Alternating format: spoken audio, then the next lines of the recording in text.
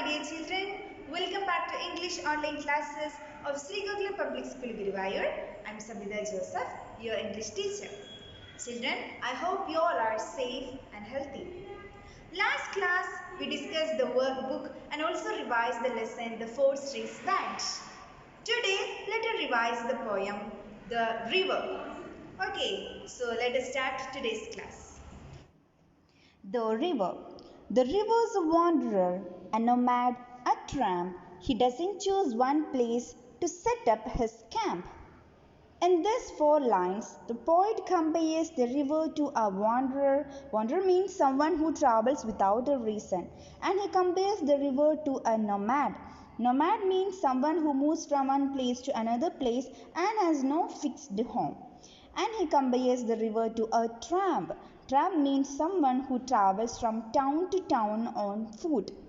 So here the poet says the river is a person, and he personifies the river to a person, and he says river is a person and he travels one place to another place without any reason he travels. Isn't it, children? Yes, the river always flows without any reason. Next 4 lines. The river is a winder through valley and hill. He twists and he turns. He just cannot be still. Here poet says the river is a winder. What do you mean by winder? Yes, someone who follows a path by turning and changing directions repeatedly. So poet says the river twists and turns through the valley and hill. He cannot be stand still. It always flows. Then the next 4 lines, the river's a hoarder and he buries down deep those little treasures that he wants to keep. What do you mean by hoarder? Yes, hoarder means someone who collects or saves many things. So poet says the river is a hoarder. He buries down those little treasures, means whatever he gets, he buries that things deep under the water. Okay, next page. The river's a baby. He gurgles and hums and sounds like he's happily sucking his thumbs. Here, poet compares the river to a baby. Yes, he gurgles. What do you mean by gurgles? It's a sound made by running water or the sound made by babies. So, poet says that the river makes sounds just like baby and sounds like he is happily sucking his thumbs. So here poet says that the river is also like a baby. He sounds like the baby is happily sucking their thumbs. Okay, so in these 4 lines the poet compared the river to a baby. Next 4 lines. The river is a singer. As he dances along, the countryside echoes the notes of his song. In these 4 lines, the poet compares the river to a singer and also comparing the river to a dancer. When the river flows, its sounds echoes in the countryside. What do you mean by countryside? Yes, countryside means rural area. So when the river flows, the sound echoes in this rural area, and poet says that the sound is like a poem or it's like a song. The notes of his song. Yes, poet says whenever the river flows, it sounds like the river is singing a song, and that song echoes that countryside, the rural area. Next 4 lines. The river is a monster, hungry and vexed. He's gobbled up trees and he'll swallow you next. What do you mean by vexed? Yes, vexed means irritated or worried. So poet says that the river sometimes like a monster. He looks like worried and irritated, and he's hungry too. He's gobbled up trees. What do you mean by gobbled up? It means eaten a large amount of something very quickly. When it is the time of flood, it will destroy everything and everything will be disappear. So sometimes the river appear like a monster. So in these lines poet compares the river to a monster.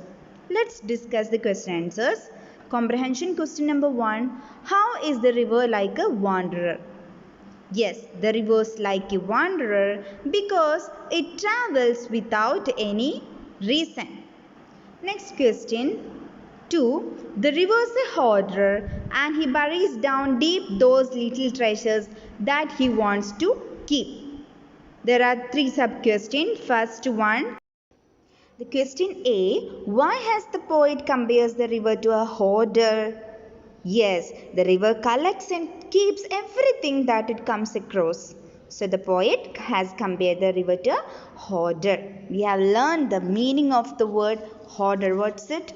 Someone who collects and keeps everything. So the poet compares the river to a hoarder. Next one, B.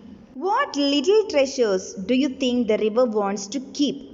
Answer. All the things that dropped in the river or swallowed up by it are the little treasures that river wants to keep. We know whenever we throw something that will go under the water. So poet says that what all things that we dropped in the water it will swallowed up.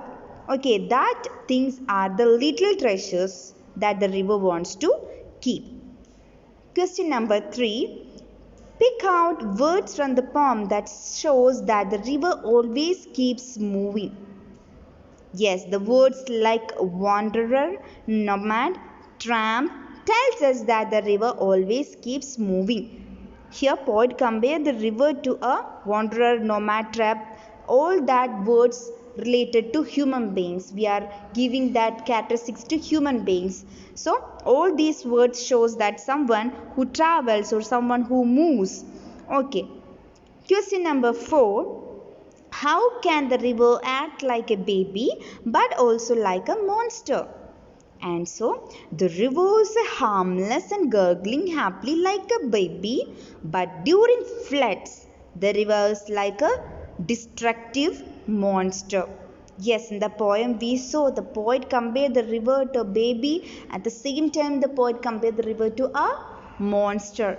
Because sometimes it is very calm and beautiful, but sometimes it comes like a flood. It comes like a monster. Now, question number 5. There are 3 sub questions. A. Why does the poet call the river a monster? The poet calls the river a monster because at times the river swallows up cities, towns, and everything that lies in its path. That's why the poet calls the river a monster. When it is flood, we know what happened in our country, right? So the poet compared the river to a monster. Then, when do you think the river can be called angry and hungry?